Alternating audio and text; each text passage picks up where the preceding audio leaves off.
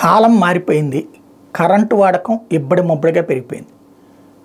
ప్రభుత్వం current supply చేయకపోతే ఫ్యాన్లు ఇసనకర్ర పెట్టుకుని ఇసురుకుంటాం, లేకపోతే ఏ బ్యాటరీ ఫ్యాన్లో పెట్టుకుంటాం. అది కూడా డబ్బు ఉన్నటువంటి వాళ్ళు పెట్టుకుంటారు. ఇదివరకు కరెంటు ఎప్పుడు వస్తుంది అని చూసేవాళ్ళు. ఇప్పుడు కరెంటు పోతే ఎప్పుడు పోయింది అనేది మాట్లాడుకుంటున్నాం. మారినటువంటి ట్రెండ్ అది.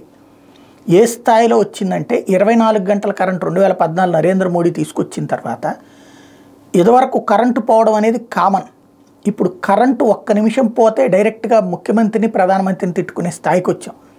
అలాగే ప్రతి క్షణం ఇంట్లో లైట్లు, ఫ్యాన్లు, 24 గంటలు సోషల్ మీడియా, ఇదే ఒక ప్రపంచంగా సాగిపోతున్నటువంటి కాలం మనం. దానికి సాక్ష్యం కరెంటు వాడకం ఒక్క లెక్కలు చూస్తే అర్థమవుతుంది. 2022లో తలసరి విద్యుత్ వినియోగం అంటే ఒక కుటుంబం వాడేటటువంటిది 1234 యూనిట్లు ఉంటే 2023లో 1357. అదేంది మేము 200 వాడతాం కదా, మేము 300 వాడతాం కదా అంటారు. తలసరి అంటే ఒకడు 10,000 వాడచ్చు, ఒకడు 10,000 యూనిట్లు వాడచ్చు, ఒకడు 1000 యూనిట్లు వాడచ్చు, ఒకడు 100 వాడచ్చు.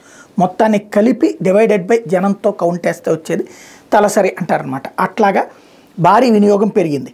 అట్లాగే రాష్ట్రంలో రోజువారీ విద్యుత్ డిమాండ్ 236.73 మిలియన్ యూనిట్లు. ఇది లాస్ట్ ఇయర్ ఇదే సమయానికి 231.05 మిలియన్ యూనిట్లు అయితే ఇప్పుడు 236.73 మిలియన్ యూనిట్లు అంటే 2.46% ఎక్కువైంది. పగటిపూట ఏసీలు, కూలర్లు విపరీతంగా వాడేస్తుండేటప్పటికీ డిమాండ్ పీక్ వెళ్ళిపోయింది. 11,926 మెగావాట్లుగా ఉంది. అదే సందర్భంలో గత ఏడాది 11,358.